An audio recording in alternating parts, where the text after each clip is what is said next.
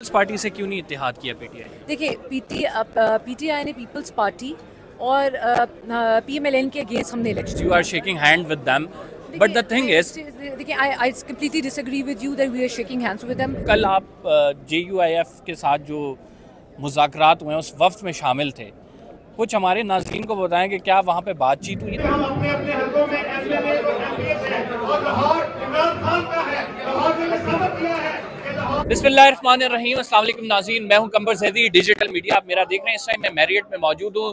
तहरीक इंसाफ के तकरीबन 70 से ज़्यादा रहनुमा यहाँ पे मौजूद हैं और वो रहनुमा जो कि अपनी सीट्स हार गए थे वो फॉर्म 45 और फॉर्म 47 का कंपैरिजन दे रहे हैं। हमने ईमान ताहिर साहिबा से बात की, आमिर डोगर साहब से बात की, उनके जो इंटरव्यूज़ हुए हैं उन पर सख्त सवालात भी हमने किए हैं, वो भी इस व्लॉग में हम आपको दिखाएंगे।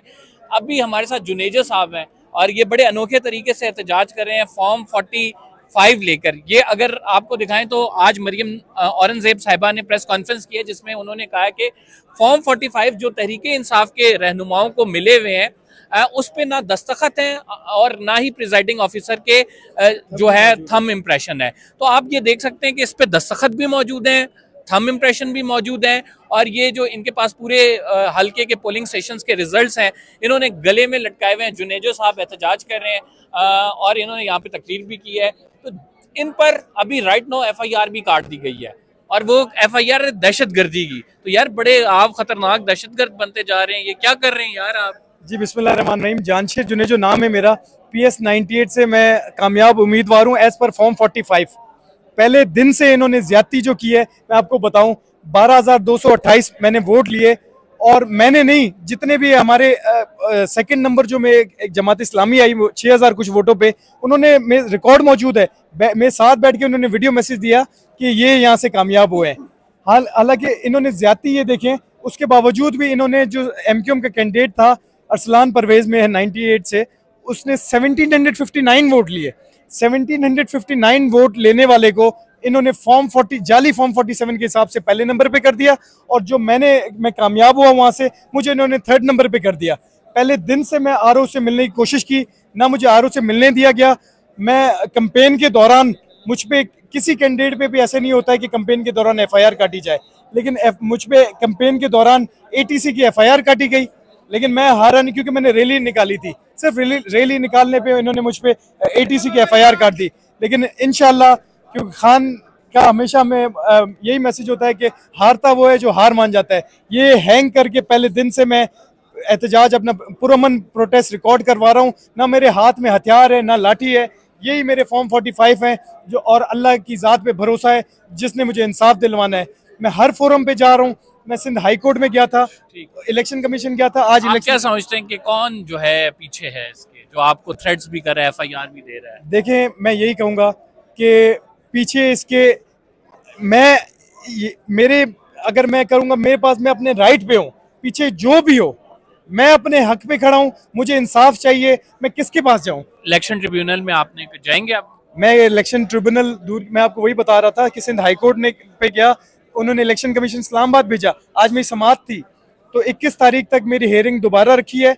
मैं इलेक्शन कमीशन ने भी अगर मुझे सुनने से मना कर दिया तो मैं सुप्रीम कोर्ट भी जाऊंगा। अच्छा, ये बड़ी इंटरेस्टिंग बात है कि सिंध से नौजवान लड़का उठा, फिर उसने तहरीक इंसाफ ने उसे टिकट भी दिया और फिर इंडिपेंडेंट थे आप और तहरीक इंसाफ की सपोर्ट से थे, और फिर उसके बाद फॉर्म 45 लेके वो राइट नाउ एहतजाज कर रहा है। सिंध में एक वडेरा कल्चर है, सिंध हम कहते हैं कि जागीरदाराना निज़ाम है और सिंध में लोगों को हक नहीं दिया जाता। लेकिन आप ऑल द वे उठे, वहाँ से एहतजाज किया, आपने इलेक्शन लड़ा, FIR आप पे मौजूद थी, अब आप फॉर्म 45 के मुताबिक जीत भी चुके हैं इलेक्शन। थोड़ी सी जंग और है आप कह रहे हैं, क्या उम्मीद है कि वापस मिल जाएगी सीट? जी देखें, मैं पहले ये फॉर्म 45 अल्लाह को हाजिर नाजिर रख के कहता हूँ कि ये फॉर्म 45 असली हैं, और अगर मैं या फॉर्म 45 या फॉर्म 47 अगर मैंने या किसी ने भी जाली बनाए हो, अल्लाह का कहर उस पर नाजिल हो। ठीक है, बहुत बहुत शुक्रिया। हमारे साथ ये नौजवान मौजूद थे और वो अपनी राय का इजहार कर रहे थे। आप ये देख रहे हैं कि राइट नाउ के जो मैरियट के ये मैं हॉल में मौजूद हूँ, हॉल से बाहर मौजूद हूँ, तो कितना रश है। बड़ी ज़बरदस्त कैंपेनिंग की गई है तहरीक इंसाफ की जानिब से। सलमान अकरम राजा ने ये ऑर्गेनाइज़ की और इंटरनेशनल मीडिया को इसमें बुलाया। मैं ज़रा आपको चल के अंदर के मनाजिर दिखा देता हूँ। इसमें जो रिगिंग की वीडियो है वो प्ले की गई कि किस तरह से रिगिंग हुई। फिर वो कैंडिडेट्स मौजूद थे, उन्होंने अपनी तकरीरें की। हर कैंडिडेट ने तकरीबन जो है हमने जो यहाँ पे तकरीरें सुनी हैं, उन्होंने जो इस्टेब्लिशमेंट है उसको बैश किया है। और राइट नाउ ये चल रही है, जो मरवत साहब हैं वो इसको लीड कर रहे हैं और बाकी कैंडिडेट्स हम देख रहे हैं कि बैठे में आहिस्ता आहिस्ता करके सबकी जानिब से तकरीरें की गई। ये पीटीआई का पहला इवेंट है जो हम ये देख रहे हैं कि बाकायदा जब क्रैकडाउन हुआ तो उसके बाद से ये शुरू हुआ। और जो गैदरिंग है वो ये बता रही है कि ये जैसे कोई प्रेस कॉन्फ्रेंस नहीं, जलसा है। उसकी वजूहत ये है कि अभी तो राइट नाउ फिर थोड़ा सा कम हो गया, इससे पहले बहुत रश यहाँ पे मौजूद था। कारकुनान भी आए, यहाँ पे रहनुमा भी आए, उन्होंने अपने गमो गुस्से का इजहार भी किया जो पीटीआई को जबान बंदी की हुई थी। लेकिन अब जो है मैंडेट मिलने के बाद ये एक खुशाइंद बात है कि पीटीआई की सरगर्मियां शुरू हुई हैं। हमारी इत्तलात के मुताबिक कल पार्लिमानी पार्टी का इजलास है पीटीआई की, और आहिस्ता आहिस्ता करके ड्राइंग रूम बैठक से निकलकर ये बात जो है अब कॉन्फ्रेंस रूम तक आ रही है। और हम एहतजाज, हमने दो जो रहनुमाओं का, पीटीआई रहनुमाओं का इंटरव्यू किया है, आमिर डोगर साहब और ईमान ताहिर साहिबा, उन दोनों का इंटरव्यूज आप सुने, उसमें सख्त सवालात मैंने जानबूझ के किए हैं। तो मुझे पता है नीचे जो कमेंट्स आएंगे वो आप पूछेंगे कि आप बड़ी साइड ले रहे हैं नून की या फिर बड़ी साइड ले रहे हैं एस्टैब्लिशमेंट की। लेकिन जब भी किसी कैंडिडेट का इंटरव्यू करता हूँ, मेरा कोशिश होती है कि मैं ऑब्जेक्टिव हो के ये इंटरव्यू करूँ। ठीक है नाज़रीन, तहरीक पहले नहीं हुआ था, चलें ठीक है। शाकिर की तरह, शाकिर उधर ही नहीं, पहले टैलेंट में गया था वो बीच में, चलें ठीक है। बिस्मिल्लाहिर्रहमानिर्रहीम, अस्सलाम वालेकुम नाज़रीन, आमिर डोगर साहब हमारे साथ मौजूद हैं। आमिर डोगर साहब, कल आप JUIF के साथ जो मुज़ाकरात हुए हैं उस वफ्त में शामिल थे, कुछ हमारे नाज़रीन को बताएं कि क्या वहाँ पे बातचीत हुई, ये दूसरा दौर ये कब होगा? देखिए बड़े अच्छे माहौल में हमारी वहाँ बातचीत हुई। हमने 2-3 चीज़ों पे इत्तेफाक किया कि माजी की जो तलखियाँ हैं उनको भुलाकर मुल्क के लिए, इस मुल्क में सियासी इस्तेहकाम के लिए, माशी इस्तेहकाम के लिए हमें आगे चलना है। और एक जो बेस लाइन थी वो ये थी कि जो इलेक्शन में हुआ, जिस तरह से आरोज़ ने किया, फॉर्म 45 के मुताबिक 80 सीटें हमारी जो छीनी गई, हमसे हमारा मैंडेट लिया गया। अगर आप जमहूर की आवाज़ को भी दबाएंगे तो मुल्क कैसे आगे चलेगा? हर तरह के हरबे आपने इस्तेमाल कर लिए, लेकिन आपने देखा कि 8 फरवरी को खामोश इनकलाब था। आवाम निकली और आवाम ने इमरान खान के निशानों पर मोहर लगाई ढूंढ ढूंढ कर, बावजूद इसके कि बल्ला भी नहीं था, और इमरान खान की क़यादत को तस्लीम किया। तो अब अगर मुल्क को आगे चलाना है तो बात आमिर डोगर की नहीं है, बात इमरान खान की नहीं है, ये मुल्क तो है, इस मुल्क ने कैसे आगे चलना है? यहाँ पे बताएं। बड़ा मैसिव इवेंट कर रहे हैं आज, तकरीबन 70 के करीब लोग बुलाए हुए हैं। जो दानली का फॉर्म 45 और 47 है वो लोगों को बता रहे हैं। ये मेरे ख्याल से जो आप लोगों पे क्रैकडाउन था उसके बाद पहली एक्टिविटी है पीटीआई की बड़ी जी। इस एक्टिविटी को रोका तो नहीं किसी ने? देखें बहुत मुश्किल हालात हैं, बता नहीं सकते। तो हर वक्त हर 1 घंटे के बाद एक नया चैलेंज है, लेकिन जहाँ पिछले 1.5 सालों से गुजरे हैं, एक आग के दरिया को अबूर किया, आगे भी इंशाल्लाह अल्लाह करम करेगा और हम सुरखरू होंगे। और हमारा सिर्फ एक ही मकसद है कि इस मुल्क में सियासी इस्तेहकाम आए, मुआशी इस्तेहकाम आए, और जो आवाम का मैंडेट है उसको कबूल किया जाए। हमारी इतलात के मुताबिक एक और पार्लिमानी मीटिंग आप कल करने जा रहे हैं, क्या एजेंडा है उसका? एजेंडा यही है कि आगे हमने क्या करना है और किस तरह से आगे हमने लेकर चलना है अपने MNAs को, MPs को, हुकूमतें कैसे बनानी है, मुशावरत किसकी सियासी पार्टी से करनी है, और जो हदायत हमारे चेयरमैन इमरान खान साहब ने दी है उसके मुताबिक हमने आगे उस हदायत के मुताबिक। सर, पार्टी में जो आप लोग हैं, जो आप लोगों की जहनियत है कि सबके साथ मिलकर चला जाए, लेकिन पार्टी में कुछ लोग ऐसे भी हैं जो कह रहे हैं मौलाना से हाथ नहीं मिलाना चाहिए था, पीपल्स पार्टी से हमें नहीं रब्ता करना चाहिए क्योंकि हमारा वोट बैंक जो है वो हमें कहता है कि हमें उन्होंने मैंडेट दिया है। लेकिन दूसरी जानिब मैंडेट की तरफ आते हैं तो आपको पता है कि ये छीनी हुई सीटें जो हैं, फैसल वाडा कहते हैं सिर्फ 5-6 वापस होंगी, बाकी पे ये छोले रख के खाएंगे, तो क्या होगा आगे? चलें, ये भी इस मुल्क की बदकिस्मती है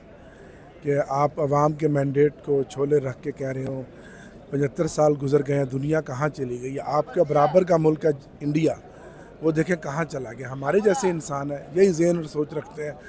आज तक वहाँ कभी ऐसा नहीं हुआ कि कोई प्राइम मिनिस्टर अपनी मुद्दत पूरी किए बगैर घर गया हो। तो अफसोस है, क्या कह सकते हैं। मौलाना को आप डीजल कहते हैं। लेकिन हम समझते हैं कि इंशाल्लाह इस मुल्क में अच्छा वक्त आएगा और अल्टीमेटली अडियाला जेल का ताला खुलेगा। सर लेकिन आओगे?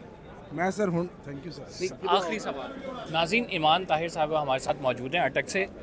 अभी आप लोगों ने बड़ा ज़बरदस्त इवेंट किया और बड़े लोग यहाँ पे मौजूद थे। 2-3 चीज़ें जो इस इवेंट से मैं आपसे पूछना चाहूँगा। एक तो जो लोग इलेक्ट हुए हैं उनको ये कहा जा रहा है कि आप पीटीआई छोड़ें, नून लीग में आएँ। आप लोगों के, चूँकि आप लोगों के वोट ज़्यादा हैं, इस हवाले से डायरेक्ट एक्यूज़ किया जा रहा है आईएसआई को। डू यू थिंक कि आप लोगों के साथ भी जो एपिसोड होता रहा है उसमें ये एजेंसी इन्वॉल्व? देखिए, सबसे पहली तो बात, मोस्ट इम्पॉर्टेंट जो चीज़ है ना, वो ये है कि जो लोग इतनी फस्तायत, इतना जुल्म और इतना जबर बर्दाश्त करके पीटीआई के टिकट से जिन्होंने इलेक्शन लड़ा है, अगर वो सियासी समझबूझ ज़रा भी रखते होंगे तो वो किसी सूरत भी इस टाइम पे, इस स्टेज पे दूसरी तरफ नहीं जाएंगे। बाकी ये तो वो ही बता सकते हैं कि जिनके साथ ये हो रहा है कि कौन क्या कर रहा है, इसमें मैं तो आई डोंट नो। आप लोगों के साथ जो हुआ, कौन पीछे था इससे? देखिए, हमारे साथ जो हुआ वो भी किसी से छुपा हुआ नहीं है, आपके सबके सामने है कि पुलिस हमारे घरों पे रेड करती रही, हमारे घरों को तोड़ फोड़ दिया, हमारे ऊपर फेक एफआईआर। मेरे वालिद साहब तो 9 मई को यहाँ थे ही नहीं, वो उम्रे के लिए गए हुए थे, वो 15 मई को वापस आए।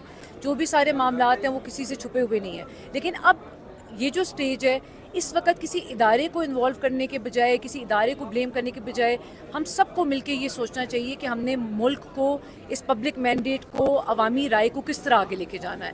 और अगर हम इन्हीं लड़ाइयों में और इन्हीं बहसों में और इन्हीं चीज़ों में पड़े रहेंगे तो इससे नतीजा कुछ हासिल नहीं होगा। तो रिकन्सिलिएशन और बातचीत के जरिए ये चीज़ें आगे। पीपल्स पार्टी से क्यों नहीं इत्तेहाद किया पीटीआई? देखिए, पीटीआई ने पीपल्स पार्टी और पीएमएलएन के अगेंस्ट हमने इलेक्शन लड़ा है, ठीक है।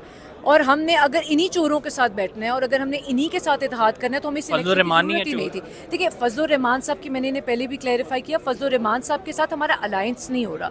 फजलुर रहमान साहब सिर्फ एजुटेशन में जाएंगे, एहतजाज में जाएंगे कि हम ये जो रिग्ड इलेक्शन है इसके अगेंस्ट हम सब मिल के, इवन तो इसमें टीएलपी के चीफ मेरे अगेंस्ट, चोरों को साथ में ला के एहतजाज नहीं, चोरों को देखें, एहतजाज तो हर किसी का राइट है।